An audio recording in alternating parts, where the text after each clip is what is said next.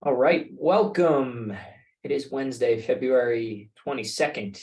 It is 4:59 p.m. Mountain Time, 6:59 p.m. Eastern Time. And we're going to get started at 5:02 Mountain Time. So 2.5 minutes, we'll get started. I'm going to go grab a seltzer, grab a water. We'll keep this webinar to exactly 60 minutes. As you know, in past webinars, we are on time type of guys. So we'll get started in 2 minutes here. Sounds good.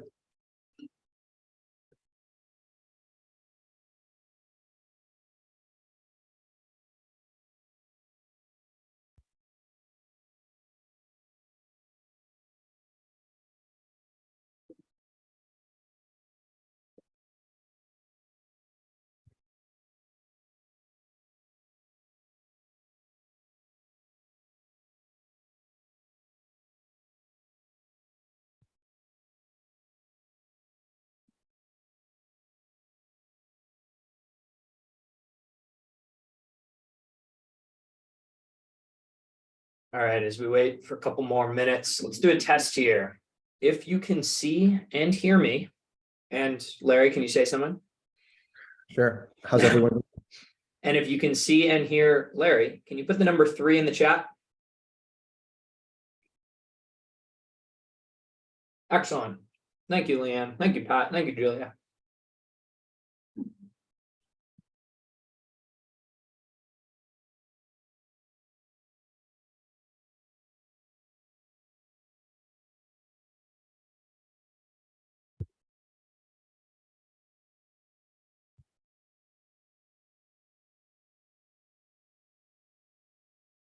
We'll get going in 1 minute here.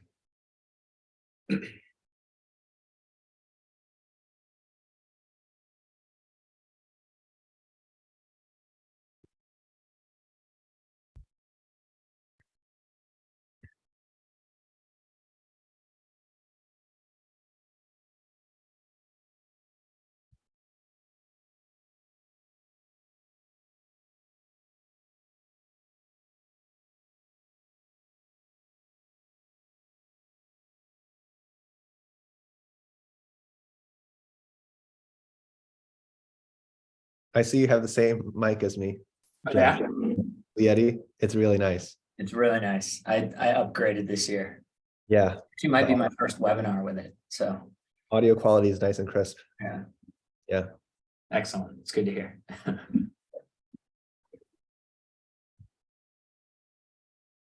All right.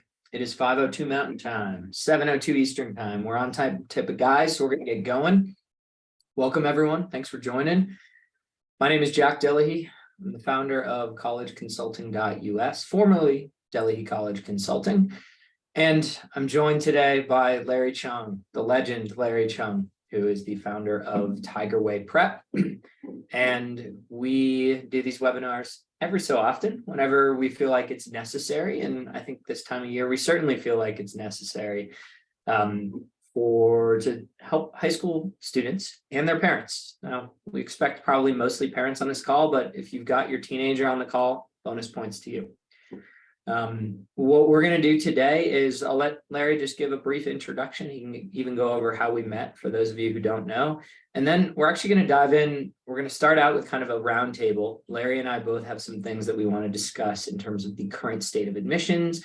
Larry will probably touch on some things like the upcoming digital SAT and just things that honestly we're thinking about when it comes to college admissions. And I've got a screen share for you.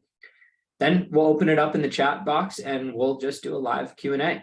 We will end the session at exactly an hour. We know that you've got dinner to go to, families to go to, so we're going to be as efficient as possible, get you the information you need, and let you get back to your family life.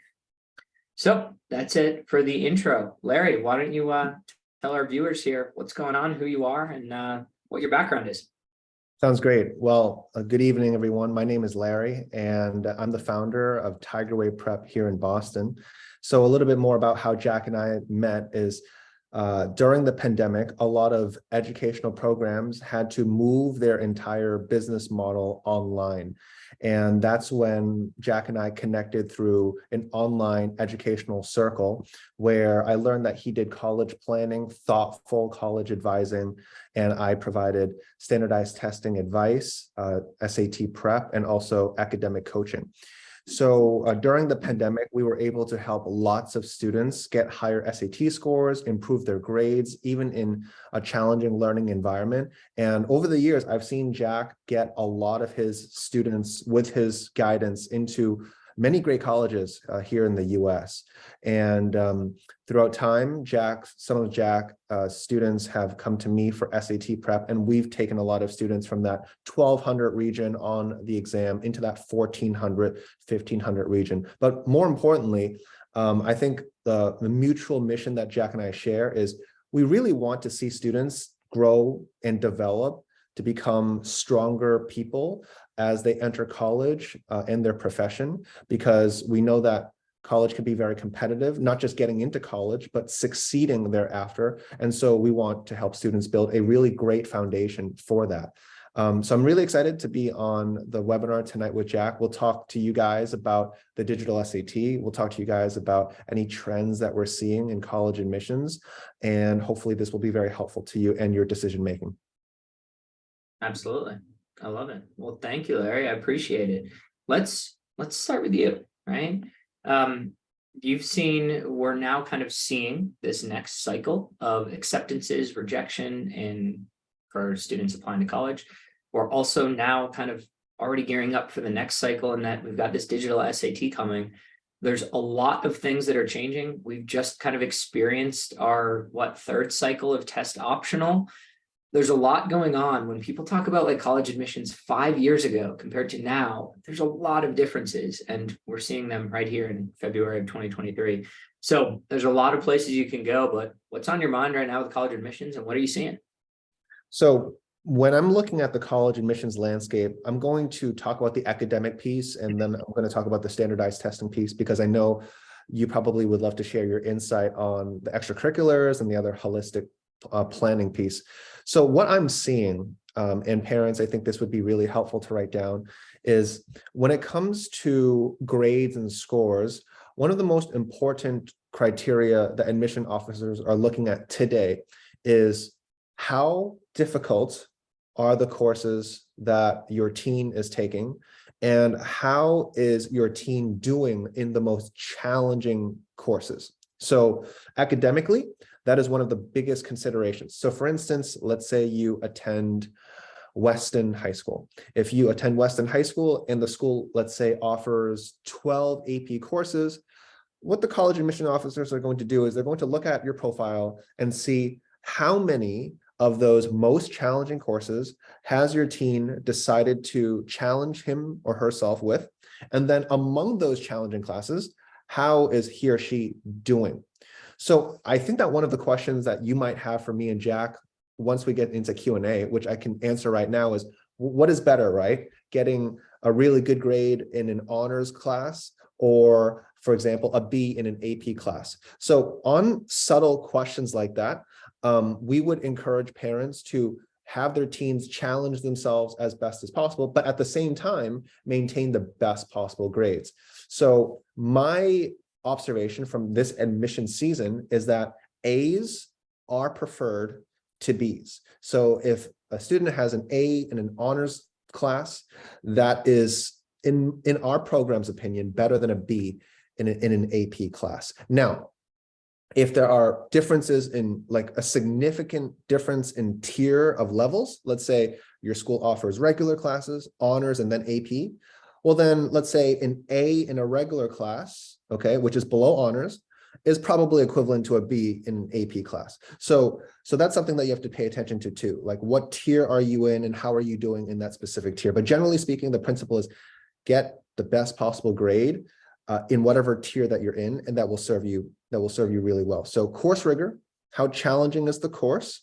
And what is the performance in the course? Those are some of the most important considerations in admissions today.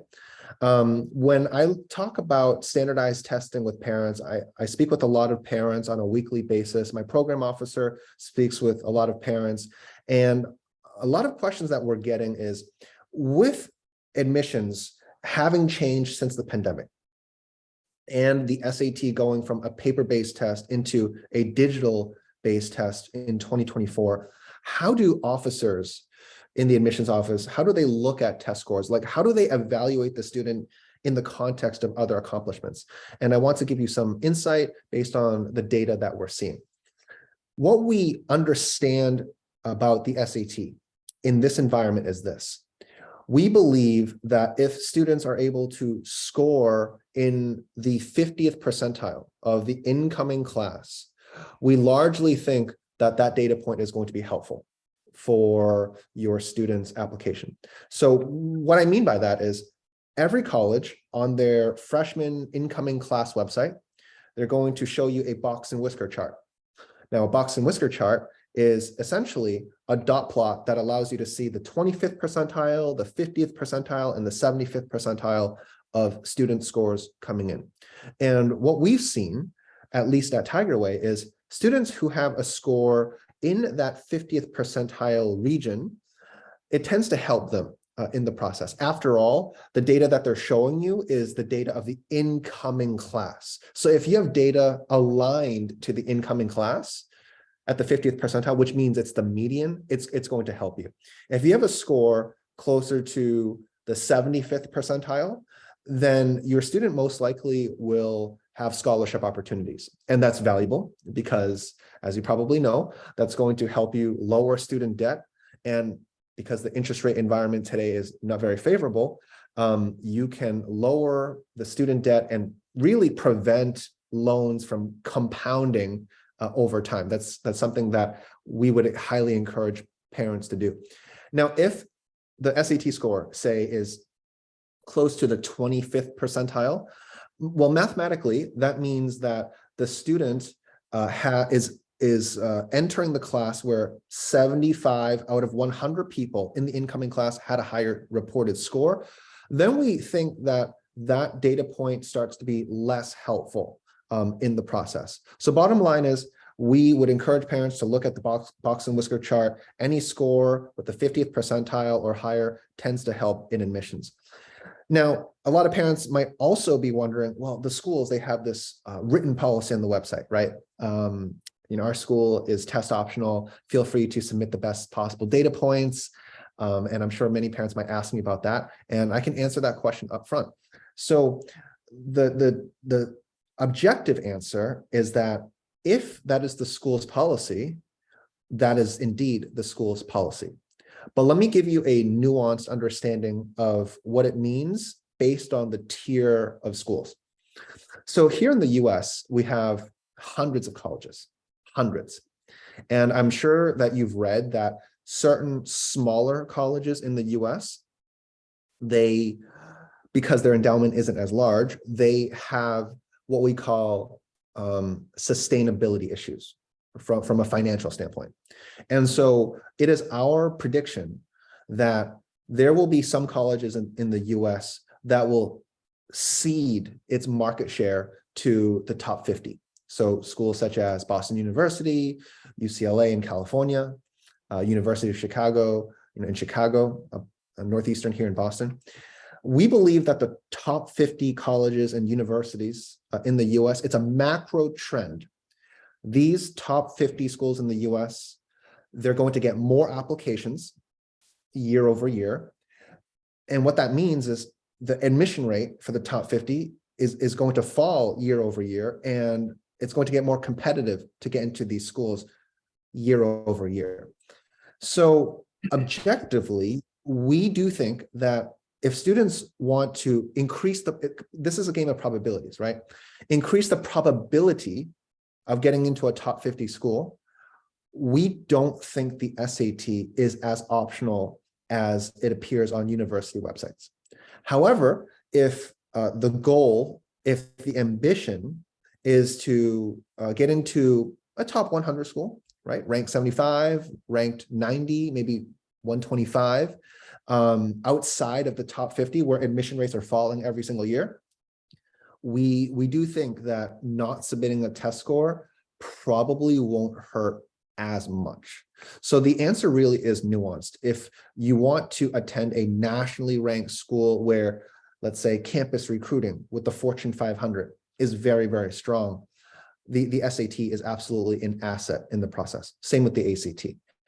If you're heading towards a school where they care much more about just your ability to finance the education, and they're looking for overall well-rounded students, and they're not looking for extremely high quantitative stats to boost their ranking, then objectively speaking, the SAT really is not as required for those schools. So as a program owner, I want to give you the best possible data to equip you to make great decisions. And that's what I would say about the importance and the context of the SAT in today's environment. Larry, so many fantastic nuggets there, and a couple I want to also kind of jump off of and give a little bit of my insight. First thing you brought up was academics and academic standard. I think this is now turned into the single most common question I receive from parents and high schoolers. And it's honestly a great question when they say, I know all colleges say you should get the best grades in the hardest classes, but when I picture myself as a 16-year-old struggling through honors pre-calc, grinding out that B-, I look back and I say, was that even the right decision? And from the data I have seen, it aligns nearly identically to what you said. In my program, if we have any of my students on, you will know that I'm serious when I say this. In the second section of my 9-section lessons over 2 years, I guide students through what I call the B+ rule. That is that typically, and again, just like everything in college admissions, there are nuances, but typically we're talking about that drop from like an AP to an honors, or an honors to a, whatever the regular level is called. Typically the threshold that I ask my students is, can you get a B+? And to be honest, typically a B+ is deemed about equivalent as getting an A in whatever level is lower. Now, again, there are nuances to that, but I think that's important because this time of year, freshmen are picking classes for sophomore year. Sophomores are picking classes for junior year, and juniors are picking classes for senior year. It's important to obviously try to pack your schedule with a rigorous course load. I think, Larry, you and I would agree, but there is a threshold where you can do so and actually be a detriment to your schedule and actually hurt your college application chances if you pack your schedule with 5 APs and you get 3 B-. Mm-hmm. Absolutely. If you do that, you're hurting yourself. And actually it's a double whammy, because not only could you drop down and let's just say get an A, you would also have more time. And what could you do with that time? You could work on other aspects of your college application. So it actually is almost twofold, where when I have students that say, I think I could get right around a B+, I say, it might be worth dropping down, getting that A, using the extra time to do whatever can help you for your eventual college applications. That is such a great point. And I have an anecdote to share, and I don't think I've shared this in previous webinars. So Jack, I think you'll enjoy this. So back when I was in high school, I took AP Bio in my junior year. Well, at least I tried to. So allow me to explain. So for parents on the call, I have a couple natural strengths, and my natural strengths include math and English. Those two areas for me, I would consider I'm pretty strong in those areas. However, when it comes to, say, biology or chemistry, I'd say I'm right along with everyone else. I don't think I stand out. AP biology for me back in high school is very tough. And so after the first quarter where I got a B+, and I spent almost all of my time studying for it, I actually told my guidance counselor that I want to switch down to marine biology. That's right. So on my transcript in high school, I went from AP Bio to marine biology. I had a B+ on the first quarter, and then afterwards my transcript would read withdrawn, and I went to marine bio. So what was my personal strategy back in high school? To focus on my strengths, and my strength, like I said, was in math and English. And where would math and English really reward me? On the SAT. So I spent all that time. I would have been doing the AP Bio homework, and I spent it studying for the SAT. I got a really good score. And because I wanted to major in business and finance, I took on clubs and responsibilities in debate and tennis captain, where I played for their varsity team. And then when I applied to schools, that was my positioning. That was my theme. And I demonstrated skills that showed promise in business, like debate, being a captain of a sports team, demonstrating good math and English skills on the SAT, and having good math and English grades on my high school transcript.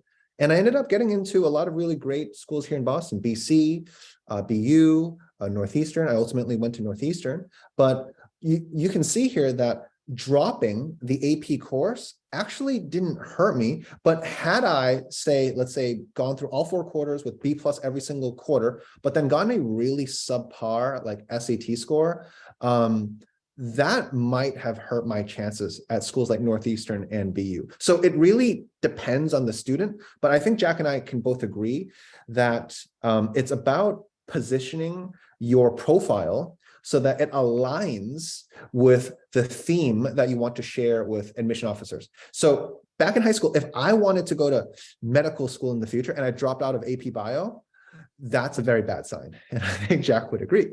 But if I wanted to work in finance after graduation, which I did, then a drop in AP Bio to reallocate my efforts and my resources, which is time, it ended up being a very good strategic move.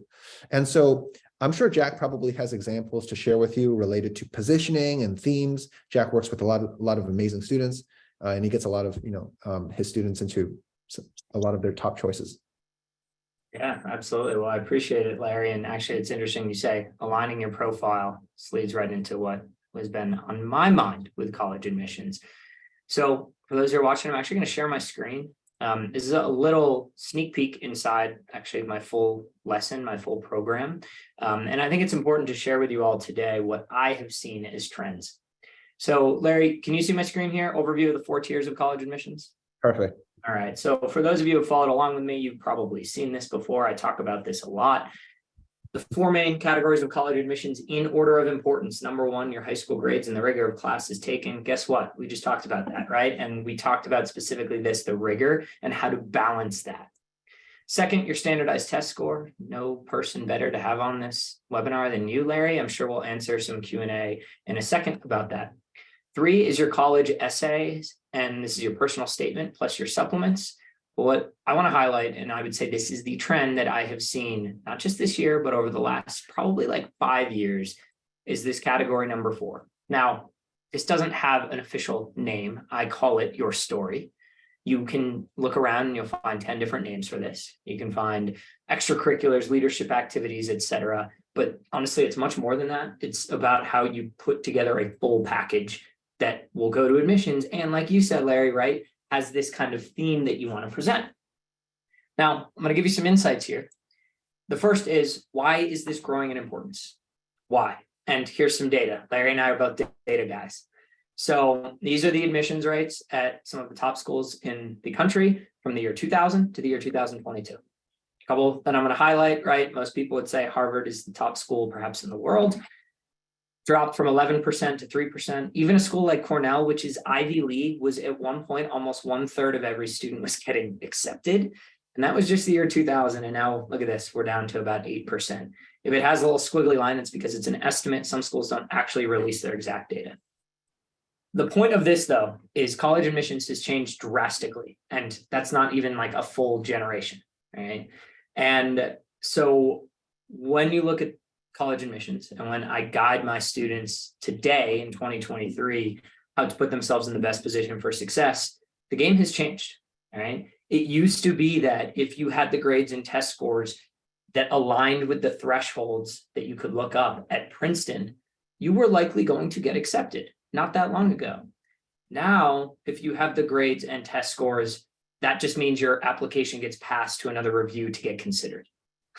And that's a huge difference, a huge difference. And so what it means is categories 3 and 4 have become even more important. Categories 1 and 2 are now a given. You have to have them if you want to even have a chance. And 3 and 4 become more important. And what I want to talk about today is 4 because I think it's the most nuanced. When it comes to category 4, your story, I often hear from students, they say, look, I'm doing this club and this activity and this thing and this, and I'm doing this leadership thing, and my mom has me doing this community service event. And I'm going to show a diagram here. 10 units of energy into 10 things equals 1 unit of progress in 10 directions. 10 units of energy into one thing, 10 units of progress in one direction. Now, I'm not actually saying you should focus your entire story around one single thing, but I think it's an important metaphor here. Because these days, what is much more impressive in college admissions when it comes to that category 4-year story is that a student can dive deep and explore one or two things passionately to a level beyond the way a typical teenager does. This is how a typical teenager explores things. And if a student is willing to adopt even a little bit more of this, it will go a long way. Now, I'm going to take this one step further for you all today because you're on this webinar and I appreciate it. And I've kind of come up with this. It's not a new methodology, but I think it's a new way of showing it. And my students will all be learning this shortly here. But I follow several college admissions experts. Larry obviously is one of my favorite. And there's the guys at Admissions Science who have this phrase they call a showstopper activity. Have you heard of the Admissions Science guys, Larry? I have. Okay, yeah, they're awesome. And kind of like us, they're all about data and just being objective about things. So I tell that because I'm not taking credit for this word. They came up with it. But the story path part I have incorporated as my own. Now, when you think of category 4, again, right, let's think of all of category 4 as a student's story, right? That is everything that makes up who a student is. I mean, we're talking things like their name, their birthday, where they're from. This all encapsulates their story. It's everything. It's everything that's not their grades or test score or essay, right? Now, inside a student's story is what I call their path, okay? Now, their path ideally will end with the following phrase. I want to explore blank in college. So, Larry told his story, right?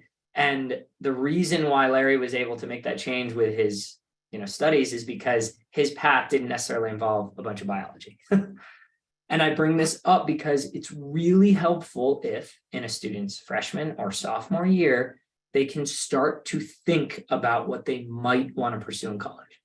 I do not mandate that a student comes up with their major the day that they hit sophomore fall.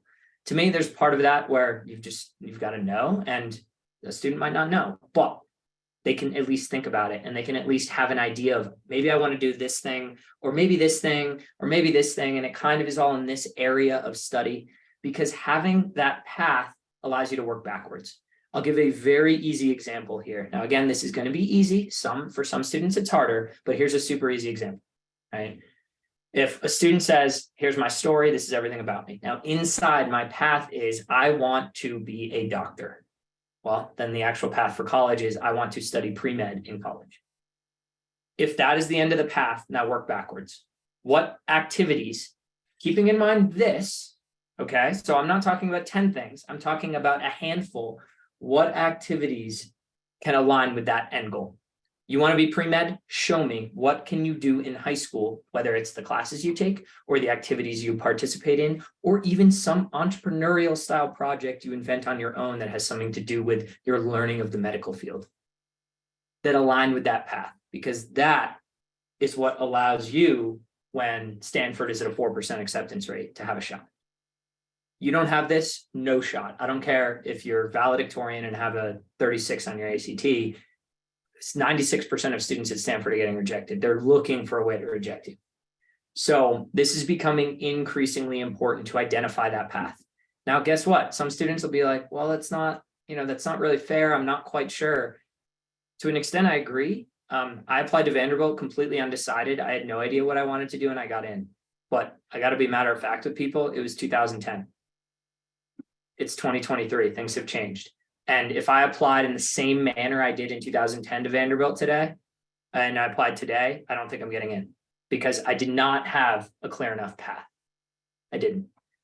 Now, to take this one level further, and then Larry, love your thoughts, and then we can open up to Q&A, but this is where I've taken a phrase from the admission science guys that I really liked.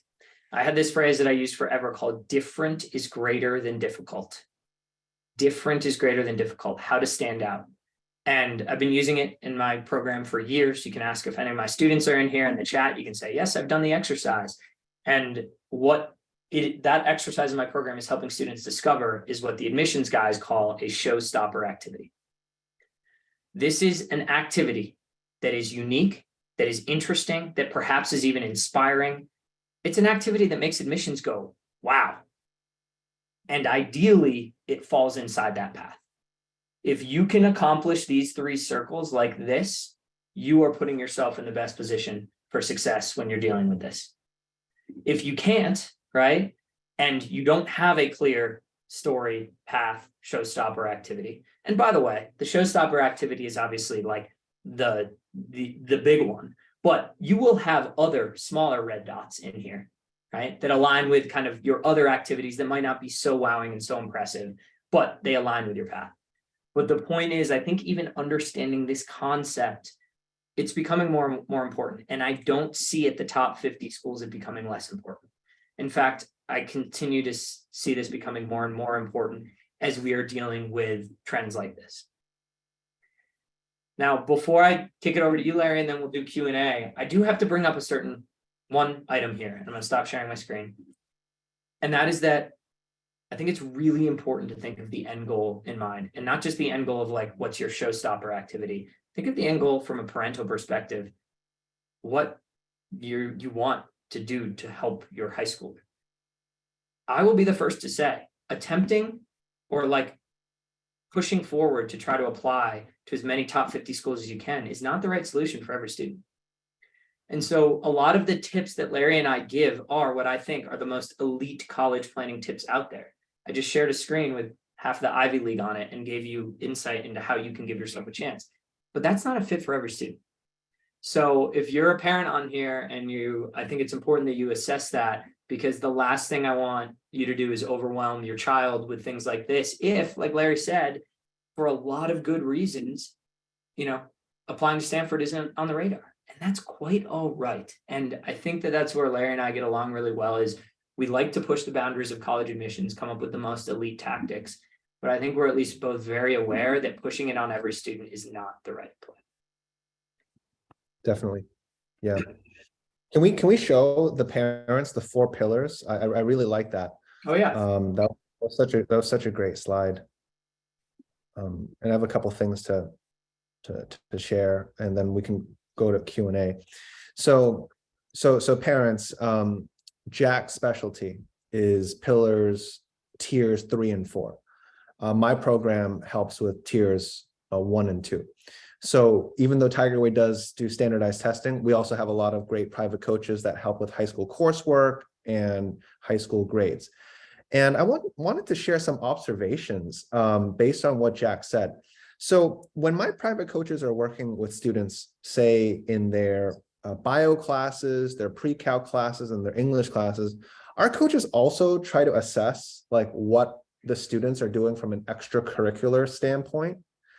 And I 100% agree with Jack when I say a lot of these students that we work with, they have high grades. Their scores are going to be decent, but without that number 3 or that number 4, it becomes really challenging in today's environment. So I know it sounds strange, but my program's business model, where we focus on numbers 1 and 2, we almost have a very old-fashioned business model. Tigerway is a very traditional kind of educational program. We focus on like the prerequisites. I think Jack's program is very bleeding edge, if you will, because he focuses on the things where the trend is like evolving towards in terms of its importance. If Jack goes to the next slide and goes to those admission rates that have fallen in the span of 2 decades, back in 2000, I can give some context on that. Back in 2000, if students had a great SAT score and they had a great GPA, that was enough to get in. I know for a fact, because I've spoken with a lot of parents like in that era, that was enough. You had especially a good SAT score, right? Like they really, really valued standardized testing like back then. Like the weight was ginormous. Fast forward to today, like where Tigerway serves parents and students, tier 1 and tier 2, those pillars, it's literally a prerequisite to get into round 2 of evaluations. Because when we get into the admission offices, I think Jack knows this. There's round 1 of evaluation. There's round 2.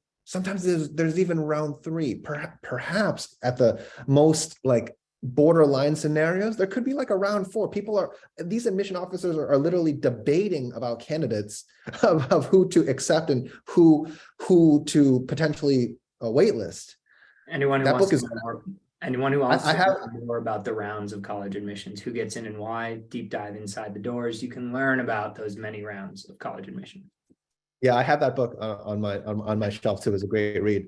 So just to give parents some context, back in 2000, great grades, great scores. You didn't need to do much extracurricular activities. If you did, it's of course a big bonus, but if you didn't really hurt you that much. Today, it's about pillars 1, 2, 3, 4 together. So the demands for teens today compared to where it was in 2000 is a lot different. It's a lot more intense.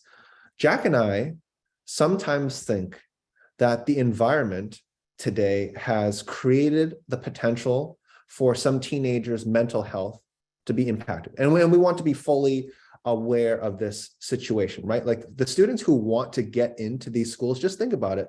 Harvard, 3 out of every 100, Princeton, 4 out of every 100. Those stats inherently will create a lot of stress among teens. It will create a lot of competition. And that's going to feed into, mental health considerations. So from a parental standpoint, Jack and I also think that it's not about like the name brand of the school. If you get into a top 50 school, a top 75 school, but you thrive there, you go into a top undergraduate school, okay, top 50, top 75, doesn't have to be the Ivy League. You get a 3.9 GPA undergrad, you get some great internships, you build some solid connections with the professors, and your career post-graduation could be just as good as the folks who get into the Ivy League. So it's not just about the name brand, but about like the performance while in college. So Jack and I will do whatever we can to help you get into your top choice colleges. But what we're also doing on a broader scope is helping students build those solid foundations to be successful wherever they go. I love it, Larry. Couldn't have said it better myself. Absolutely. And that actually is why, kind of a little self-plug here. For the last 10 years now, most college coaching programs end when a student graduates from high school. I stay with my students for the next 4 or 5 months. Usually students don't officially leave my program until Thanksgiving of their freshman year in college. I feel strongly about that. I think it's important for students to have that support mechanism when they go off to college, because setting that foundation for your next 4 years is critical. It's weird.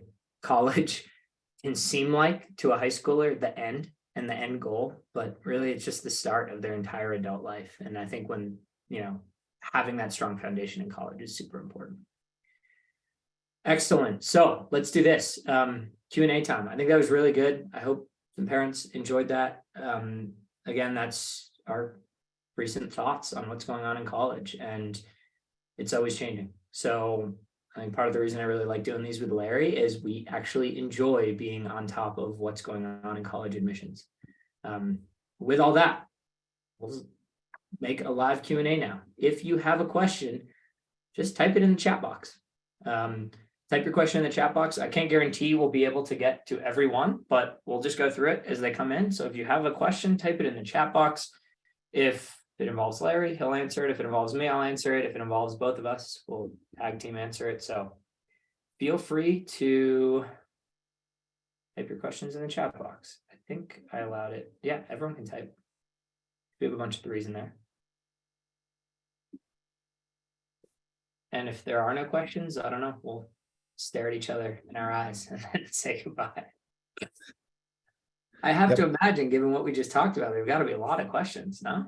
Yeah, while parents are gearing up their questions, I wanted to share our public Substack email with parents. And the way our email list works for all parents listening is that our emails are completely public, actually. So if you press the link, you're going to see like the emails that we've sent like recently, the emails that we've sent a couple weeks ago, a couple months ago. So feel free to read those emails as it's going to offer a lot of insight. And I can absolutely help Leanne with her question. So we got a question from Justin. We got a question from Leanne.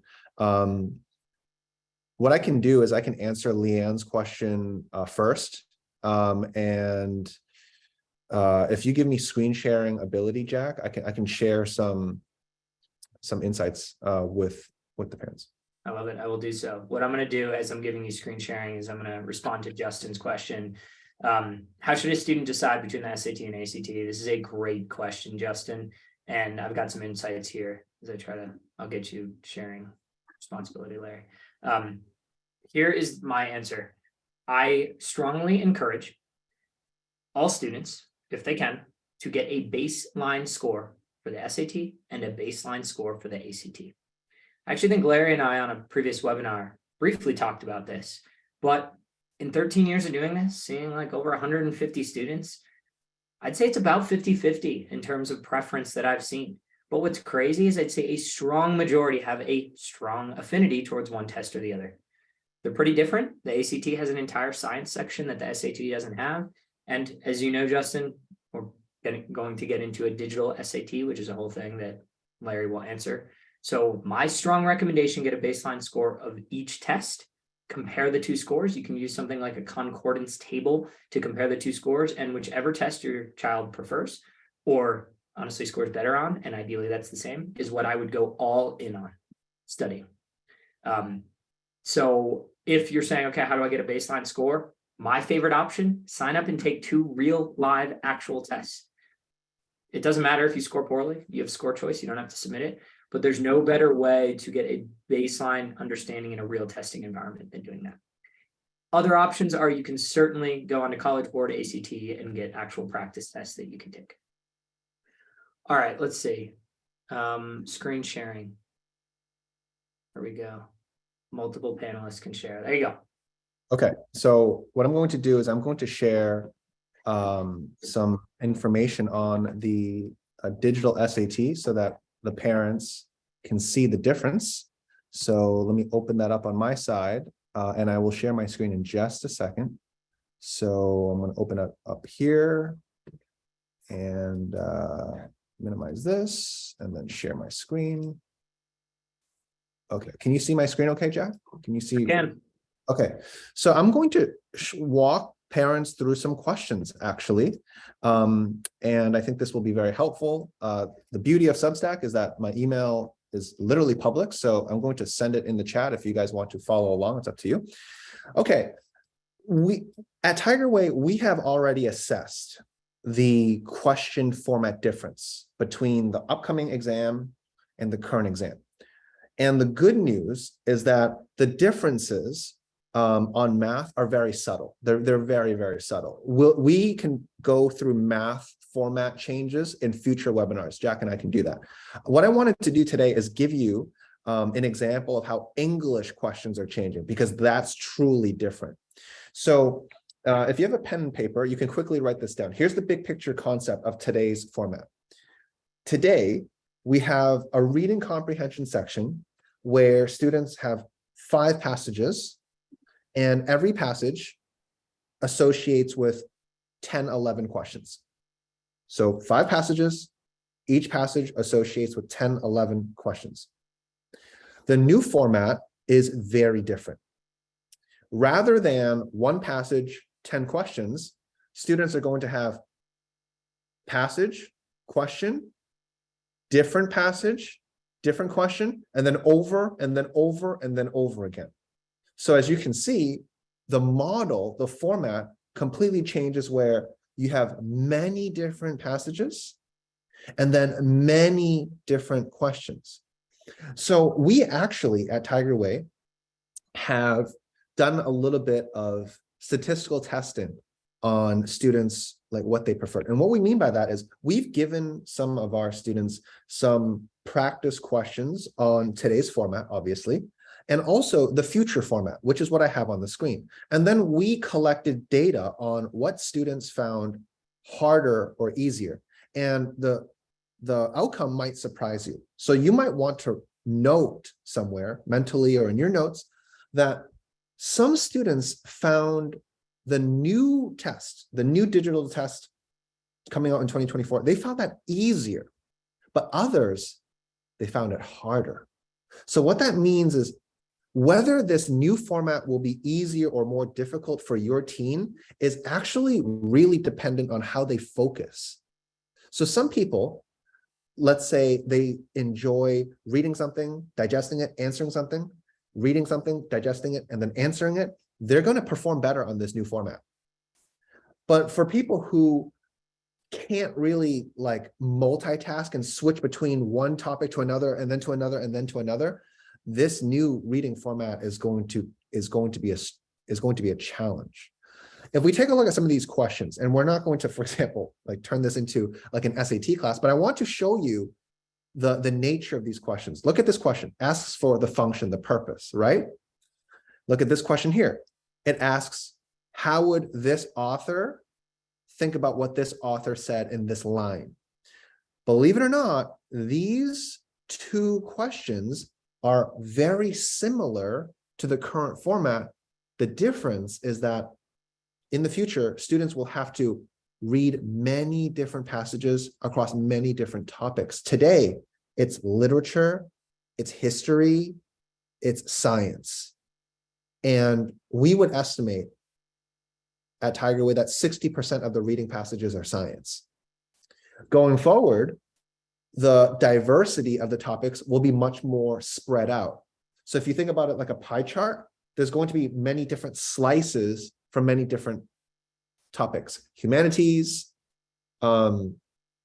sciences, fiction, nonfiction, history, topics related to ancillary areas like social studies.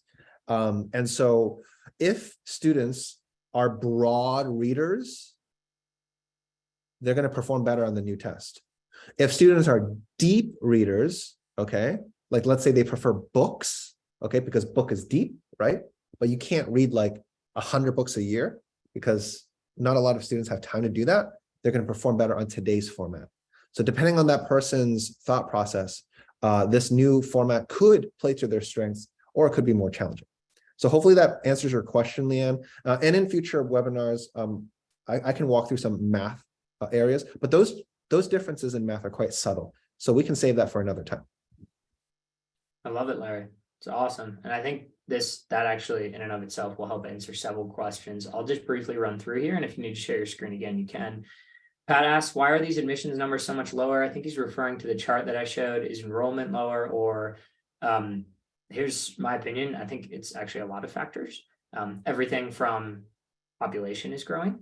More people are applying to college, to things like test optional, which means that, you know, if you've got good grades and you might not have gotten a great test score where in 2019 you would have said, no way I'm applying to Harvard. Now you got good grades and you have a crappy test score.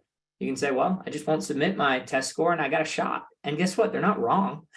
Now, you just heard Larry and I talk about how their chances are a lot lower than someone who has a good test score, but I think there are a lot of factors that are going into it. Lastly, I'll say, I think it's one of those compounding factors where you see your peers applying to more schools. So what's the only way to combat that competitively? Apply to more schools, give yourself an increased denominator, chances of acceptance, and then it just cycles. I, in my program, have increased the ceiling of number of schools I allow my students to apply to in the last couple of years because of that. Yeah, and I can add on to that, Pat. And this is more from a societal standpoint. There's a little bit of Darwinism happening here, meaning only the fittest will survive. And what I mean by that is over time, the top 50 in the US in terms of colleges, they've gotten stronger and they have bigger endowments. And with bigger endowments, they can offer students more scholarships, financial aid. So because of that natural pull, the need to have financial aid, the need to have scholarships, more students end up applying. And because if you think about supply and demand, the supply of seats every single year, it doesn't really change. But the demand to get in, it's getting stronger every single year. So that's why there is so much gravity on these admission rates, and they're falling every single year. You can also think about it from an economic standpoint. Like several decades ago, there were many, many businesses in the US. Today, that number is a lot smaller than it is before. And a lot of the employees that work at the top employers, those employers are getting bigger and bigger and bigger over time. So it really means that like, there's a little bit of monopolies and that kind of concept taking place. I don't think it's good for society. I don't think it's good for students, but that's what's happening over time. The top 50, they're getting stronger. Their endowments, they're also getting stronger. Everything outside the top 50, they're not getting as much endowments, and therefore they're not able to attract students with the scholarships and the financial aid necessary to allow them to attend. So it's a combination of what Jack said and combination of what I just said as well. Yeah, absolutely. Kate asks, is the ACT going to change to digital and change format as well? Larry, thoughts? Great question. As of right now, I know that the ACT is thinking about it, but they haven't released any formal plans. The association that I'm in, the NTPA, the National Test Prep Association, we talk to College Board and we talk to the ACT organization about once a month through informal email to understand their plans. The ACT, they're thinking about it, but they haven't discussed a formal rollout of a digital test. I like it. Let's see. How will scoring be done as it's adaptive? So that algorithm is not released to the public. We at the NTPA, we try to understand what that might be, but at this point, it is a best guess. If College Board decides to release more information on it, at future webinars, I can discuss this publicly with Jack. But as of now, it's an algorithm that only the professionals at College Board have access to. But to be clear, it's not the first test that has gone adaptive. I took the GMAT, it's adaptive. So yeah. This is not the first test to do so. Do colleges value a student who takes multiple languages? Julia, this is a great question, and it aligns a lot with what I went over with story path showstopper activity. The answer is it depends. And I'm briefly going to share my screen just so you can see this. Here is, again, the bullseye, if you will, that I showed earlier. You can kind of ignore the example here. This is just an example student. But I think the bigger part is when you say, does a college value a student with multiple languages? I'm going to answer this question for you, but other parents just understand this can be applied to a lot of the questions you ask about your child and maybe his or her strengths. The answer is it depends, and it depends what your child's path is. If your child wants to be a major in statistics in college, not going to lie, it's probably not going to help that much. Now, I'm not going to say it's a detriment, right? It's kind of cool and has multiple languages, but it's not going to help that much. Now, if your student wants to study international business, all of a sudden this red dot goes from being here, right? A part of the story, but not really helpful, to here. And it's inside your child's path now. And it becomes much more valuable. That makes sense, Larry? Absolutely. And generally, I don't think there's ever a disadvantage to knowing multiple languages. Never. Because from a demographic standpoint, every top 50 school has at least 10% of the student body being international, at least. So for that reason, being able to speak a second and a third language just means that you're able to connect with more like peers and friends socially as well. So because that's helpful socially, that's helpful for admissions. Admission officers want to make sure you're a good fit. Absolutely. Shawnaree gives an explanation about her son picking AP classes, and the teacher suggested maybe no, he was crushed. He feels pressure to do AP. I understand the situation, Shawnaree. Here's my thoughts. I would run your son through the B+ rule. Seriously, we talked about it at the beginning, but this is a classic scenario of how much should my son stretch himself. And also you need to understand that a lot of this is your son's path. So just because a teacher said, maybe don't take those APs, your son should think for himself and assess the B+ rule for himself. Now, I'm not saying that means he should take every AP there that you list, but I think it's important that he says, if I apply myself and study properly, can I get a B+? And I am being a little basic here because there are always nuances to scenarios, but in general, that's my advice, which is assess how basically far can you push yourself before you start choosing classes that are too hard. And Larry and I both agree that threshold is somewhere around that B+ mark. Emerson says, should students try to join clubs related to what they want to major in? Yeah, absolutely. What I will say though, just keep this in mind, is you've got to keep in mind, remember the join 10 things, go 10 units in 10 directions versus one thing, 10 units in one direction. It's important that you don't take this too far, where your child is just joining clubs at a whim because perhaps it aligns with what they want to do. Joining a club or two that aligns somehow in that path is great. What's better is actually taking a leadership role in that club. But joining it is great. Just again, don't go overboard where in the 1980s, it was very much just join a million clubs and you're like diversified. And now it's just not that case. So just be careful that your student doesn't wear themselves out when they actually could be using their time better in other places. But in general, joining a club in an area that you want to major in is a good thing. I want to be clear. Okay, let's see. Could you please repeat the name of the chart that shows the SAT percentile versus admissions? I think what you were talking about is just admission science. I think that's what you wanted, admission science. They're great. They're awesome. I follow a lot of their stuff. They're very data driven. So you can go check them out. They created that chart. But I think, just to be clear, you're either talking about this, which actually I think this chart stemmed from admission science too. Or if you're talking about this chart, I did create it, but the Showstopper Activity is an admission science word. Let's see. Do you recommend taking the ACT or SAT or ACT fall of junior year versus waiting for spring, which is the plan for the school? Larry and I both fall in the same bucket here. The earlier, the better. The number one characteristic we see in students who are most successful is time. I'll kind of answer my part, which goes back to, I think, Justin's question above, how to choose your test. First of all, the earlier you take it, like I wouldn't take it freshman year, but honestly, by sophomore year, I would try to get a baseline score of each test. So that's why you should start. But also, Larry can actually give data from his program on the sweet spot of amount of time spent studying and the rewards, right, Larry?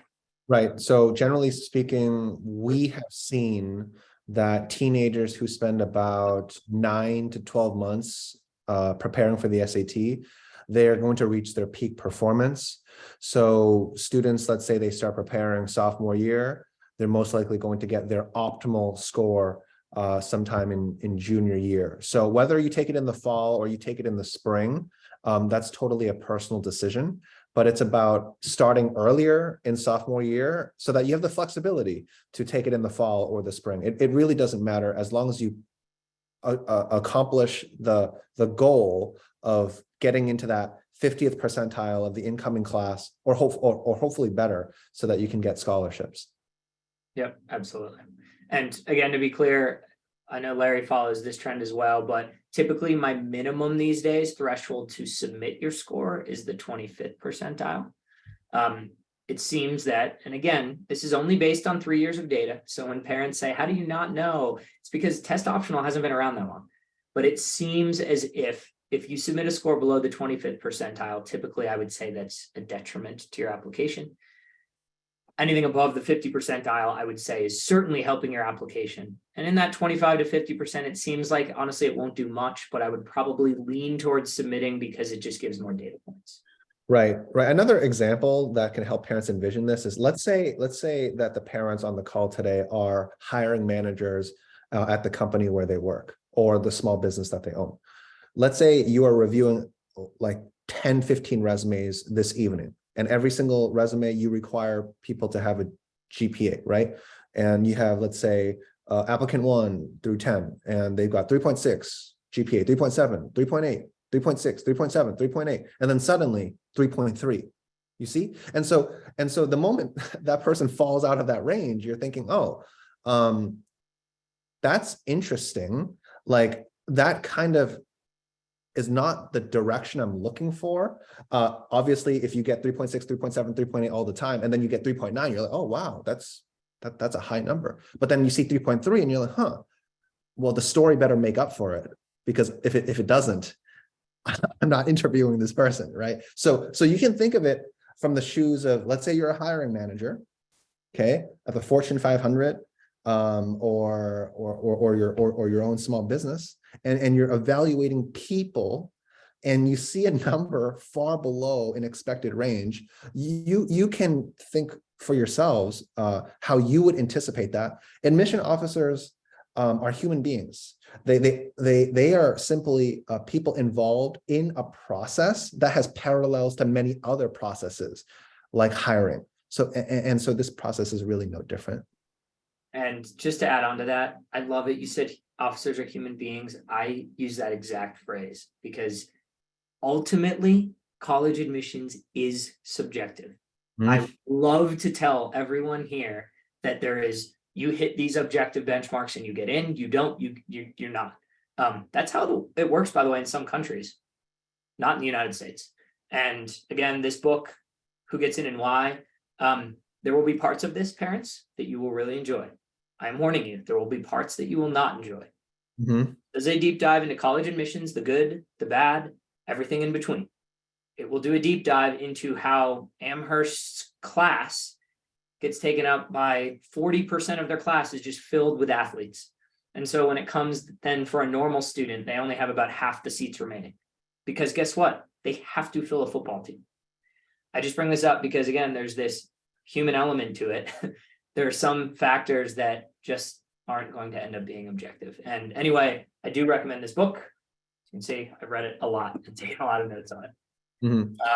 One thing that I'll add that I think parents will really resonate with is there's a formula that applies to college admissions, and it also applies in life. And it's this formula here: success equals credibility plus likability.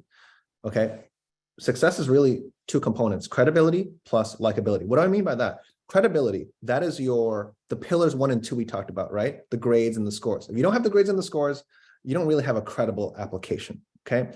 But likability, though, that you can't understand someone's likability through grades and scores. You understand that person's likability through the essay, conveying the story, conveying the personal brand, right? And that the summation of the two, that is going to equal success. If we think about that formula, success equals credibility plus likability, it applies to getting a job. It applies to even making new friends, right?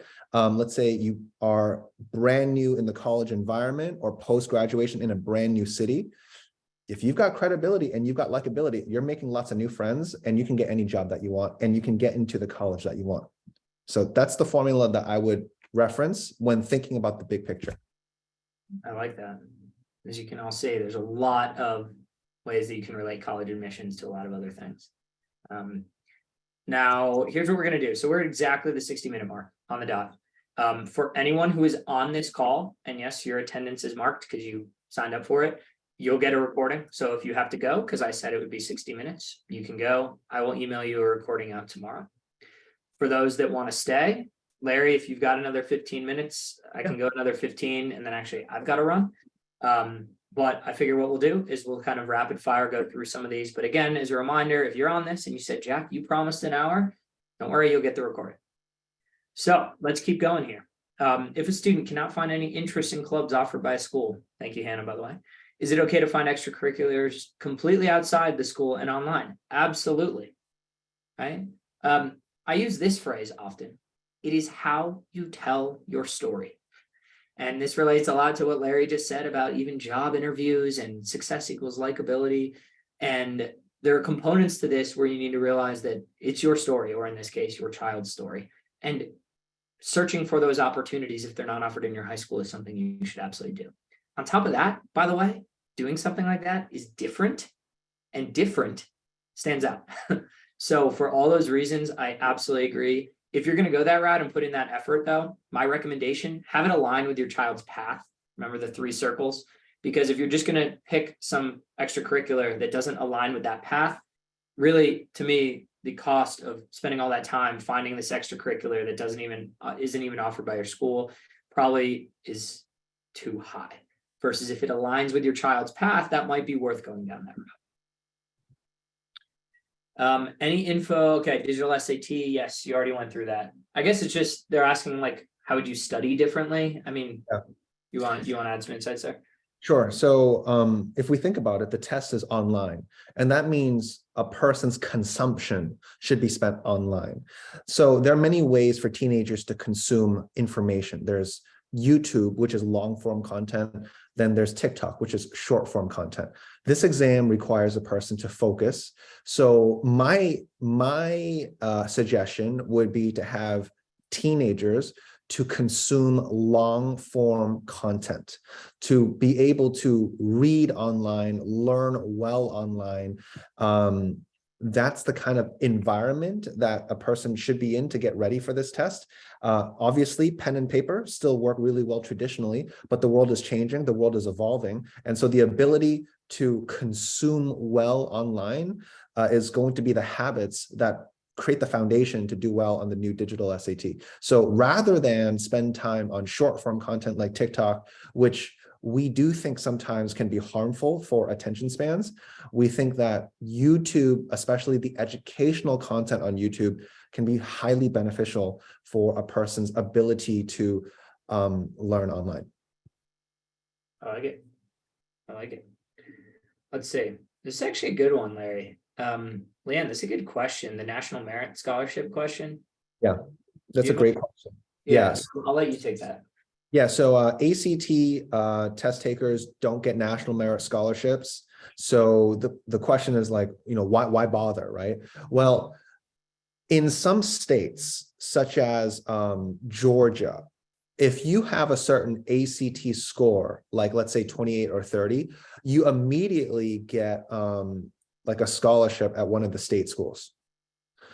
So it depends on what state you live in. If you live in, say, Massachusetts, like I do, then there's really no incentive to take the ACT. But there are certain states that have scholarships tied to ACT scores. There are certain states that have financial aid tied to ACT scores.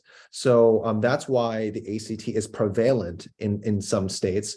But if you're thinking about national merit scholarship, you're right, it's only the SAT. And I'll just add that to that, Leanne.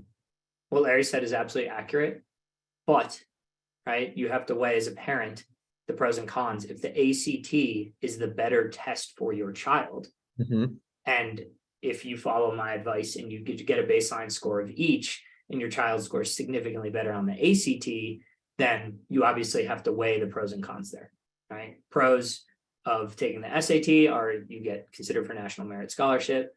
Pros of the ACT, though, might be that your child gets a score that puts them into another echelon of college. So again, there's a little bit more to consider there from an application front, but you bring up a really good question, and that was thoughtful. Jennifer, do schools or regions of schools have a preference of SAT versus ACT? Nope, zero. The only thing that I would bring up is what Larry talked about, which is occasionally you'll find some state schools will say if you get this score on a whatever test. So you can look up those nuances, but to be honest, the answer here is no. What does the cadence look like for proper prep testing? When to start? How much do you prep, etc.? Obviously, a big question here, but Larry, maybe you can just give some high level kind of top study, cadence.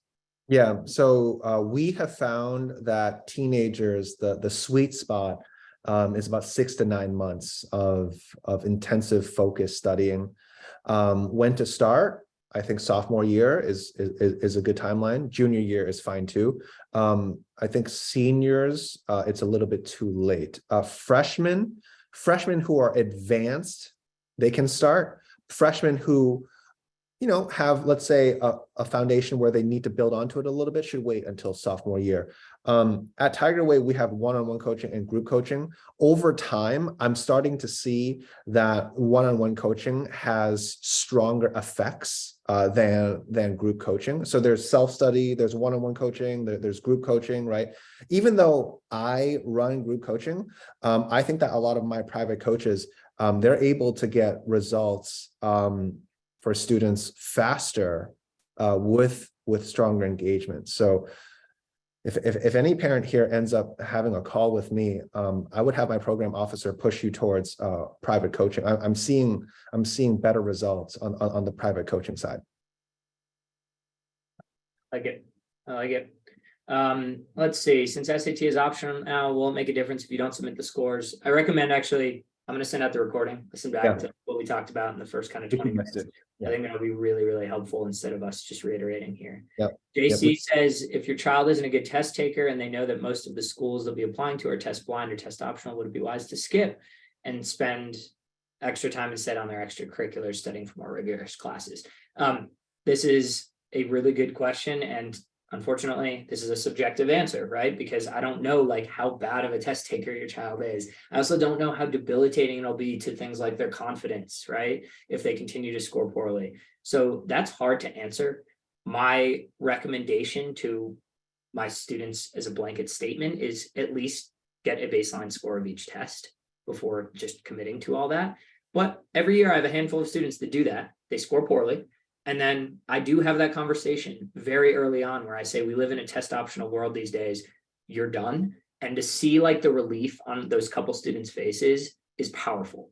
Now, again, I don't know where your student falls, because if your student is just like a slightly underperformer on tests and doesn't enjoy it, to me, that's not enough. Like, you put her through a program like Larry's program, and my guess is actually might come out on top with an exceptional score. Only you as a parent know this, but if they do fall in that category where like studying is debilitating, seeing bad scores is debilitating, then fortunately for you, you live in a post-COVID world, which means you have that option as test optional. Just know, JC, if you go that route, categories 1, 3, and 4 become more important. There's a magnifying glass on them, right? What the standardized test does is it's the only objective metric in college admissions. You remove that and all of a sudden categories 1, 3, and 4 become much more important. And so you just need to realize that. Like if you then came to me and said, yeah, my child's not really the greatest essay writer. Now all of a sudden I'm saying that's going to have a magnifying glass on that essay. Yeah. And one thing that I want to add is this.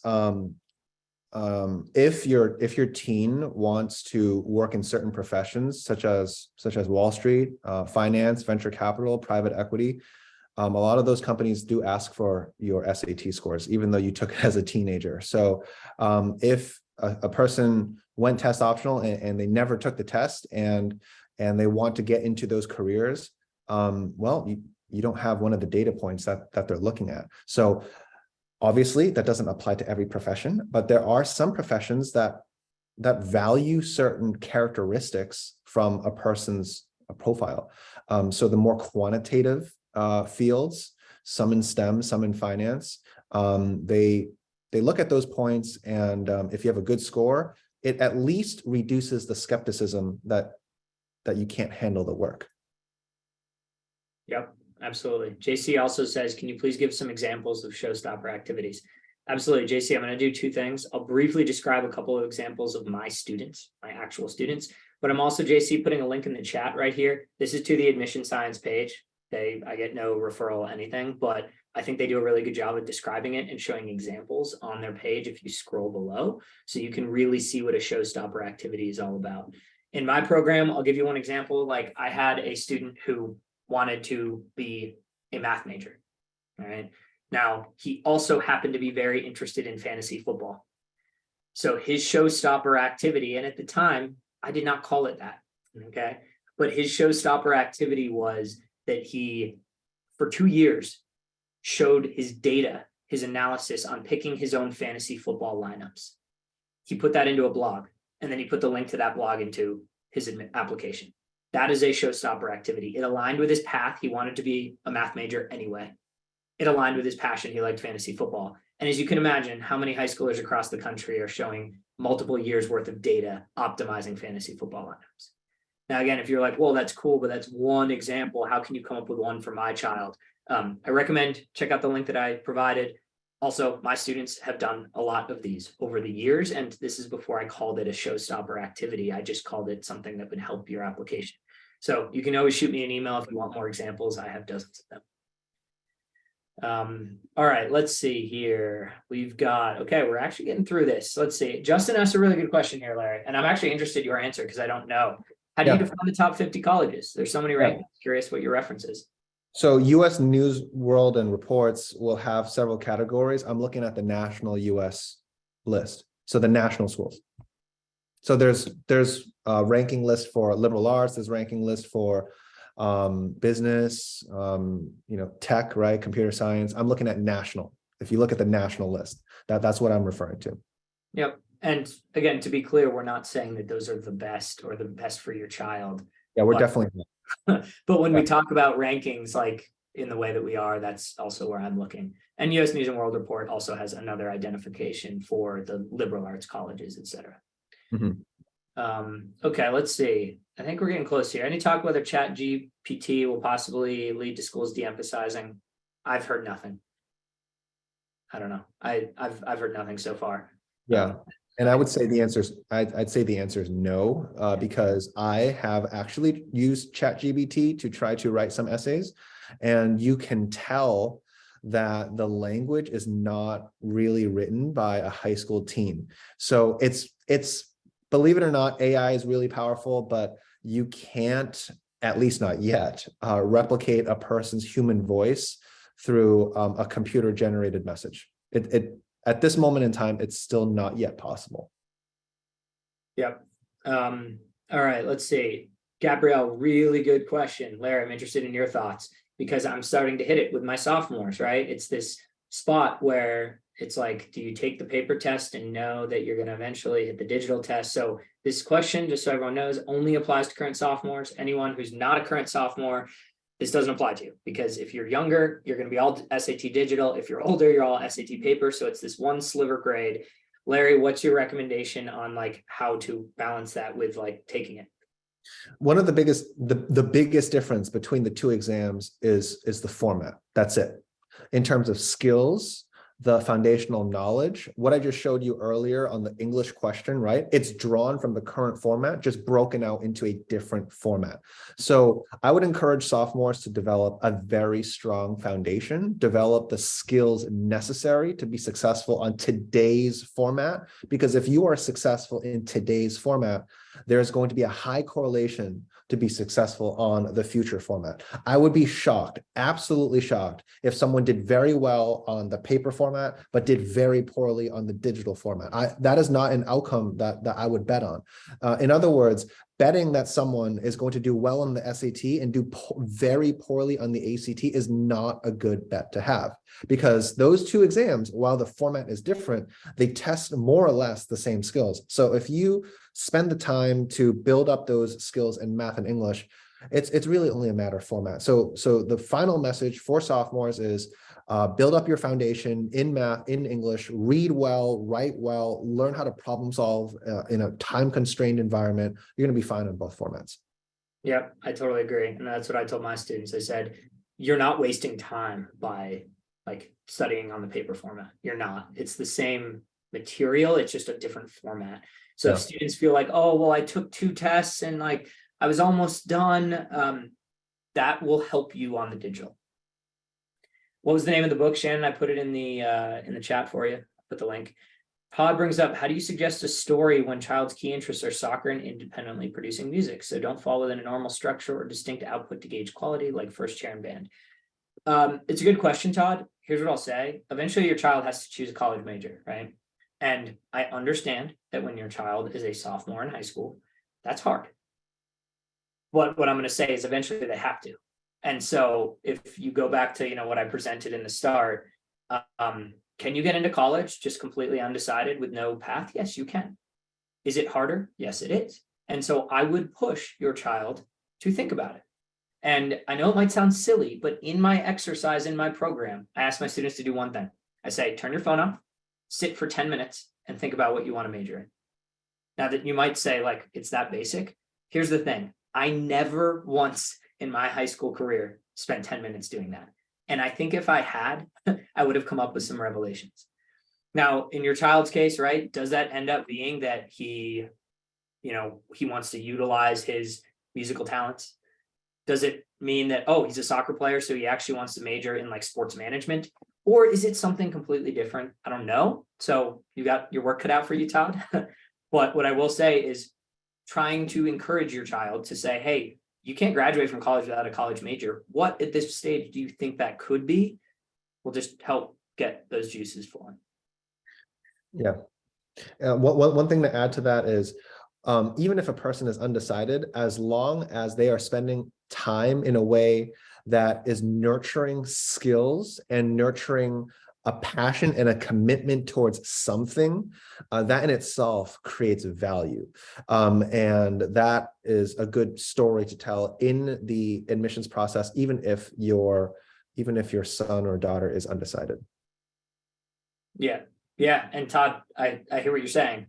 The story, just so you know, the end of the story, if you remember, like the end of that path is your child's college major. That's the end. So then you work backwards. So it's still like building up that story. Sure, you can have soccer in it, you can have music in it, but eventually that path will end with a college major. And so now you need to work backwards. What things can your child do that eventually will lead up to that? And like I said, if it ends up being something like sports management, guess what? Check the box because you've already got one activity. Playing soccer at an elite level will help on that path to a sports management major. It's a little tough because you're asking a teenager to think about what they want to do in college. But again, the admissions trends I'm seeing these days, it's becoming more important to have that conversation. Last thing here, we got Gabrielle. This is a good one. Super score. I don't know the answer to this. Yeah, that's a very good technical question, right? Like taking one part of a score from the paper and then taking one part of the score from the digital. So here's my answer to this. They have not released a formal policy on whether they're going to do that, but I can promise you in practice that will be allowed. That will be allowed. Yes, it will be allowed. So I know colleges haven't talked about that. I know College Board hasn't talked about that. So what I say may sound like speculation to you, but trust me in that principle will be followed. I love it. There you go. You heard it here first. I truly do not know the answer to that. Gabrielle, props to you. That's a really good question. A very good question. It's a very technical question. Very technical question. And again, that's her question is, can you super score a paper SAT English section with a math SAT digital section? And you heard it here from Larry. We don't know, but it doesn't matter. The answer is going to be in practice. The colleges will certainly allow that. Yeah. Again, this only applies to one sliver of grade, which is the class of 2025. Yeah. So another example to support what I'm saying is, let's say you submit both an SAT and an ACT score, and your SAT score is higher, but your ACT score, which has the science component, has a really strong science component, whereas the rest of your subscores were, let's say, like average.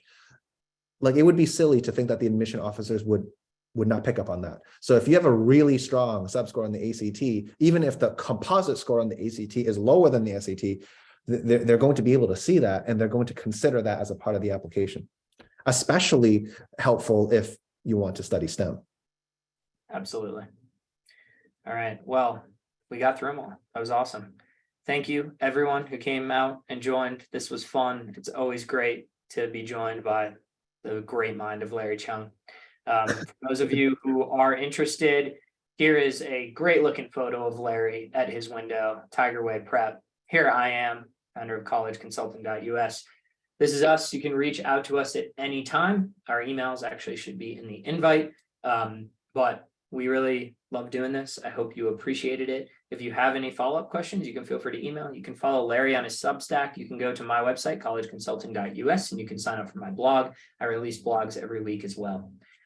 So that is it. Really appreciate it. Thank you so much, and have a good rest of your evening. Have a good evening, everyone.